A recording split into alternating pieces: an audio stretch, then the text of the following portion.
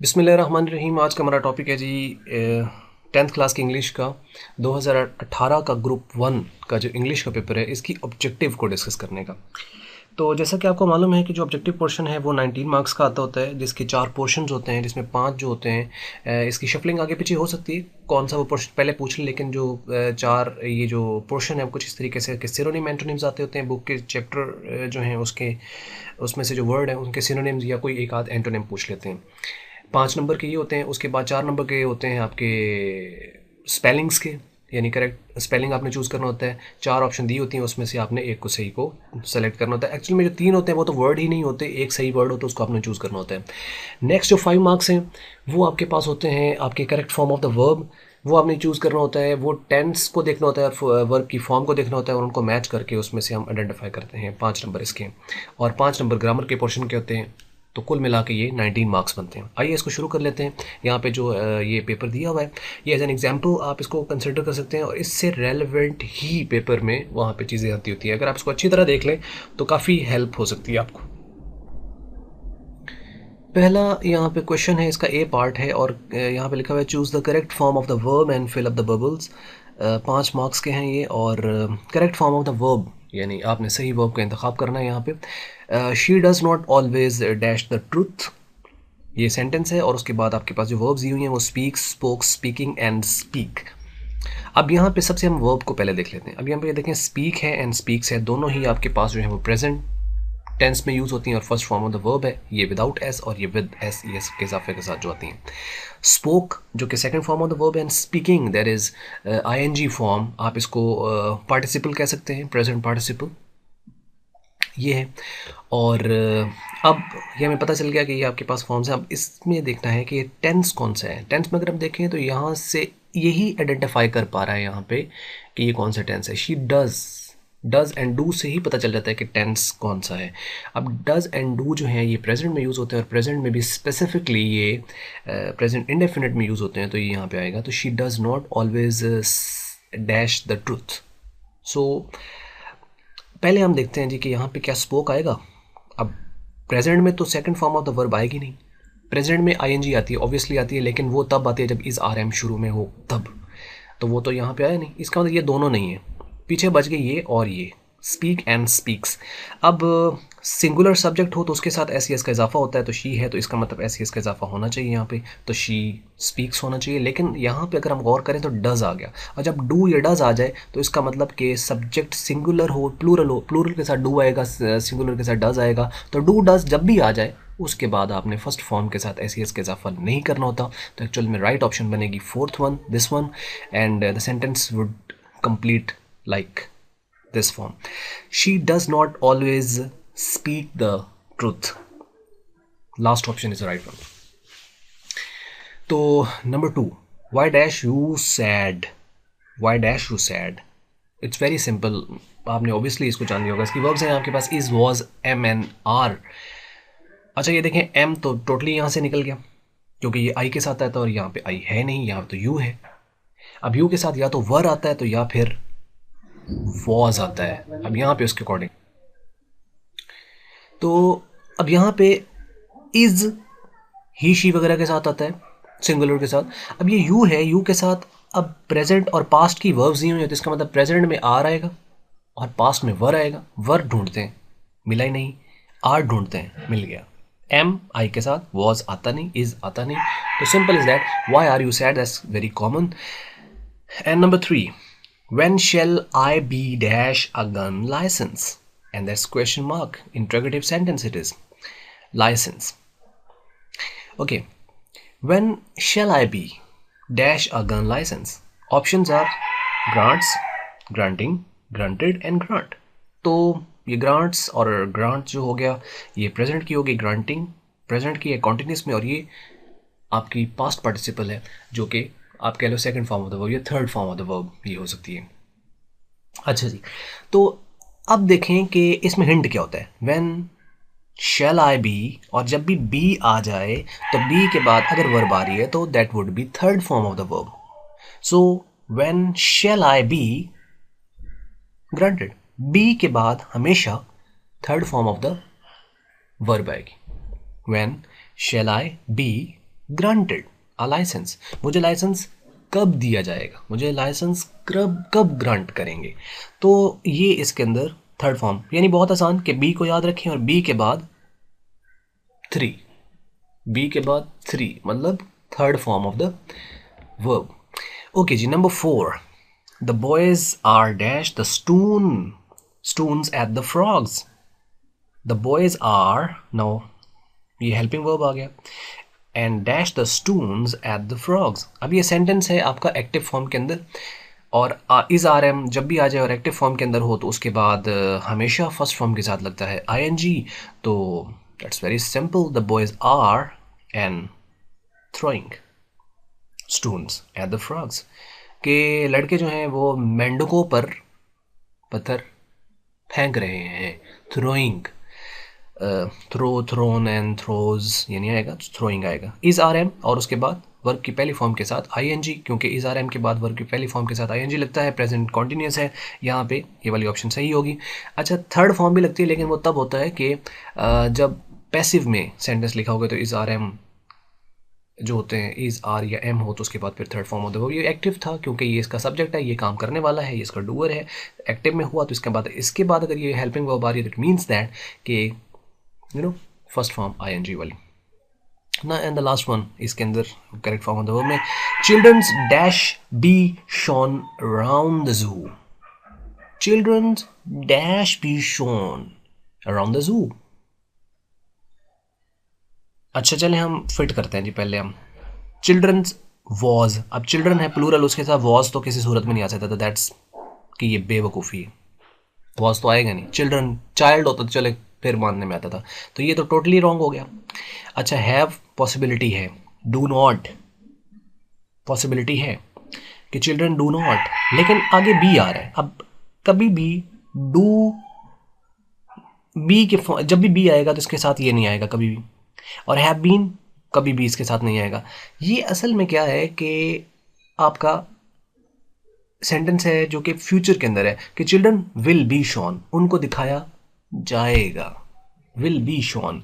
और ये जैसे मैंने बताया कि बी के बाद हमेशा थर्ड फॉर्म है, और उससे पहले यहाँ पे अगर आप पिछले वाला सेंटेंस देखें जो कि हम यहाँ पे कर रहे थे ये वाला, तो इसमें भी ये देखें शेल यूज़ हुआ, इसके अंदर भी विल, यानी ये असल में फ्यूचर के साथ ही आता है बी, या फिर वो पैसिव के अंदर सेंटेंस जब लिखा जाता है तो एक्चुअल में ये पैसिव सेंटेंस है जिसके बाद ये थर्ड फॉर्म यूज़ हो रही है।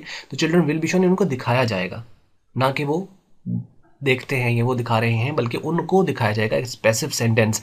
तो childrens will be shown, will be shown, तो यहाँ पे विल आएगा चिल्ड्रंस के साथ। लो जी, वेरी सिंपल, वेरी कॉमन, ये था आपका correct form of the verb. And next portion को हम करते हैं स्टार्ट, और वो है जी हमारा सेकंड क्वेश्चन, और ये है choose the word with correct spellings and fill up the bubbles. And ये चार नंबर का ही आता है। यहाँ पे तो आपके लिए, अब आप स्क्रीन पे देख रहे हो तो आप आसानी से, वैसे खुद यहाँ स्क्रीन से तो आप बड़े आसानी से आप खुद आइडेंटिफाई कर सकते हो कि जिसके नीचे ये करली लाइन आ रही है ना, ये सही आंसर्स नहीं है, और इसके नीचे नहीं आ रही है ये ठीक आंसर है, इसके नीचे नहीं आ रही ये ठीक आंसर है, इसके नीचे नहीं आ रही ये ठीक आंसर है, उसके नीचे ठीक नहीं आ रही लाइन तो ये ठीक आंसर है। तो ये तो हो गया यहाँ पे बड़ा आसान सा। लेकिन आप यहाँ पे देखें, मतलब कंप्यूटर से हट के अगर आप देखें, क्योंकि माइक्रो वर्ड के अंदर तो ऑब्वियसली ये चीज़ आती है यहाँ पे। अच्छा, अब यहाँ पे देखो कि जो वर्ड गिवन है इसमें एक सही वर्ड होता है, बाकी वर्ड होते ही नहीं है एक्चुअल में। Just like for example that is excellence, लेकिन ऐसा एक्सेलेंस नहीं होता, ऐसा एक्सेलेंस रियल में तो नहीं होता। खैर अब क्या बताएं इस बारे में। एक्सेलेंस के स्पेलिंग यही होते हैं EXCELLENCE एक्सेलेंस, और ये भी एक्सेलेंसी और एक्सीलेंसी ये वाले ये नहीं है, ये कोई वर्ड एग्जिस्ट ही नहीं करते डिक्शनरी में। सो दैट्स वाई कि इसके नीचे कली लाइन आ रही है। तो that is the right option. And leisure and leisure and leisure and leisure and it's leisure. Actually that is the right word. Leisure is LEISURE. Leisure I mean free time. So that is the right option. And academic, you know, it's very common word academic, so it's ACADEMIC, academic, it's academic, ना कि academic, एक के साथ नहीं आएगा, और academic and academic It's not academic, and that's the right option, academic. So that one. And the last, priority and priority and priority and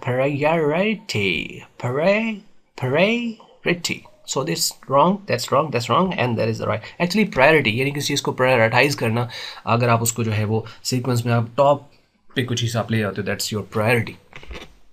और academic जो कि एकेडमिक से रिलेटेड होता है. तो मीन्स कि ये बड़ा आसान है, 4 नंबर के ही आते होते हैं, तो इनको जज किया जा सकता है. अगर आपको थोड़ी भी इंग्लिश अगर बेहतर है तो इसको आसानी से आप कर सकते हो.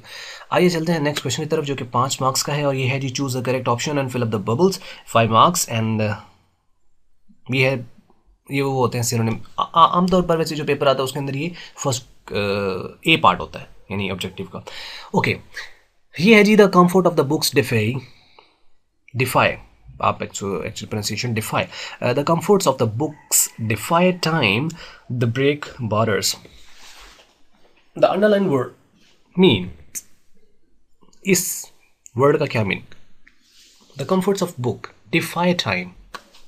Defy just like try होता है ना, तो ये इसकी pronunciation इस तरह है, defy.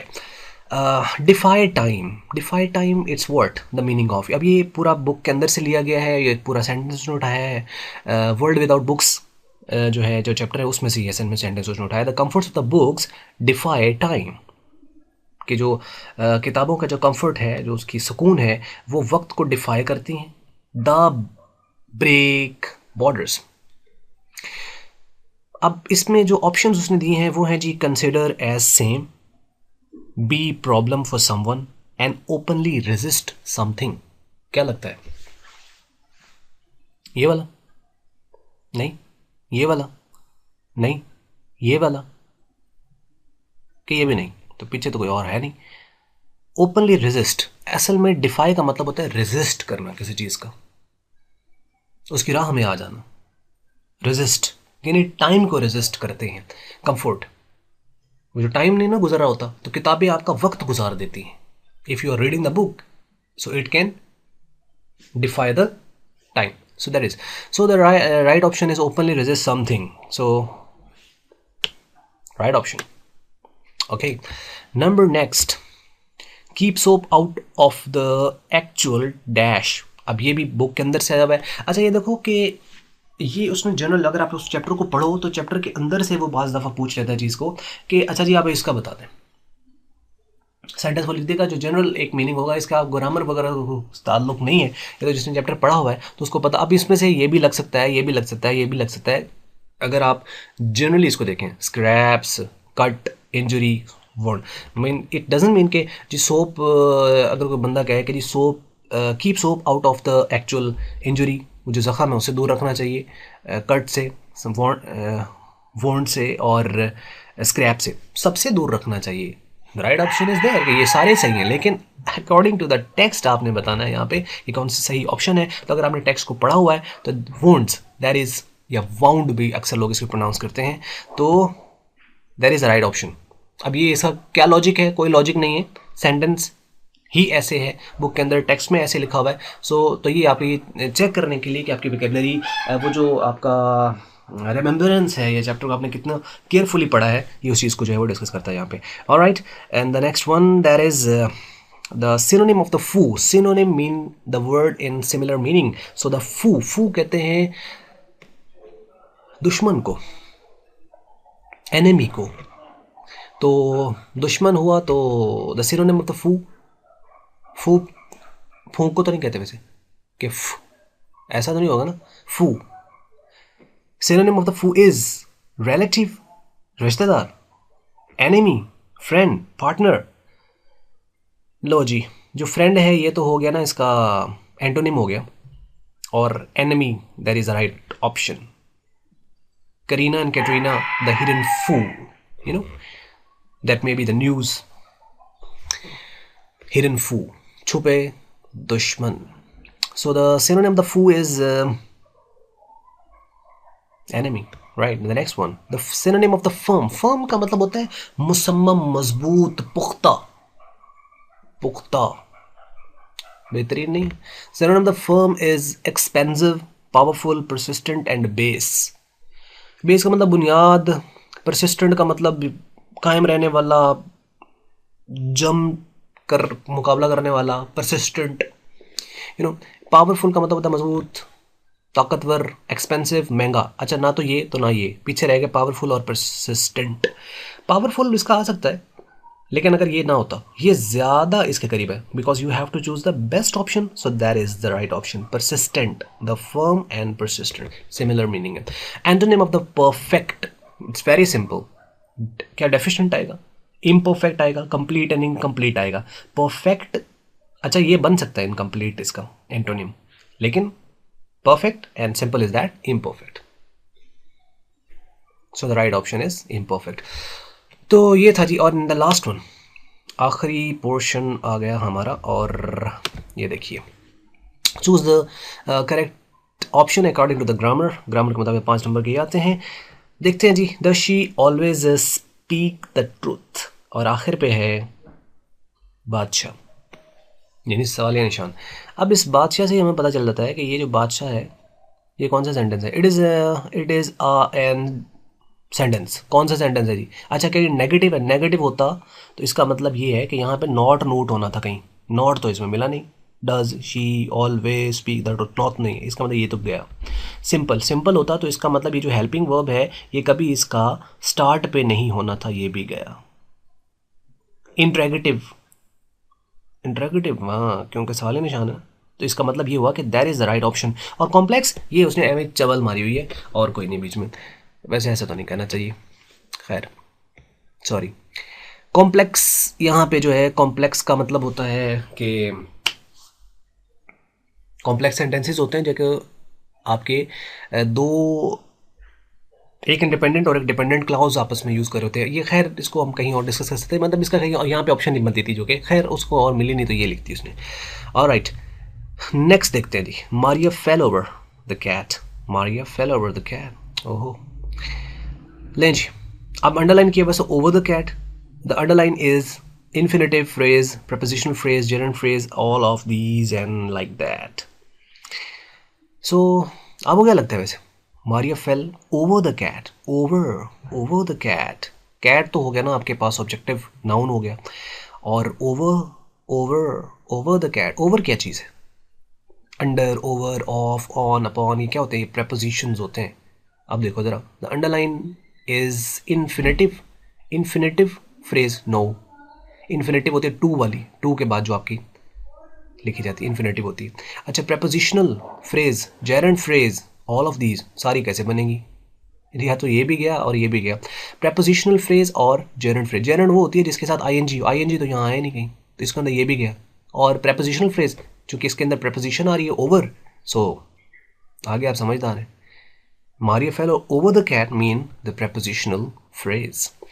And next one, myself is, myself जो है ये क्या है? It's a possessive pronoun, it's interrogative pronoun, it's relative pronoun, it's reflexive pronoun.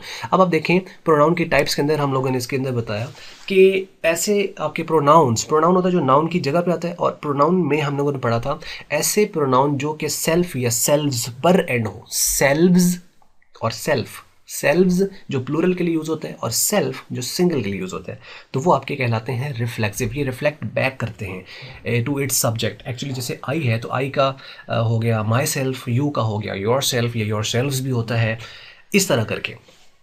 So myself is actually are reflecting back to the subject I, so there is reflexive pronoun, there is the last option, reflexive. अच्छा, possessive होते हैं जो कि जैसे possession को show करते हैं, मलकियत को, जैसे माय, योर, इस तरह के।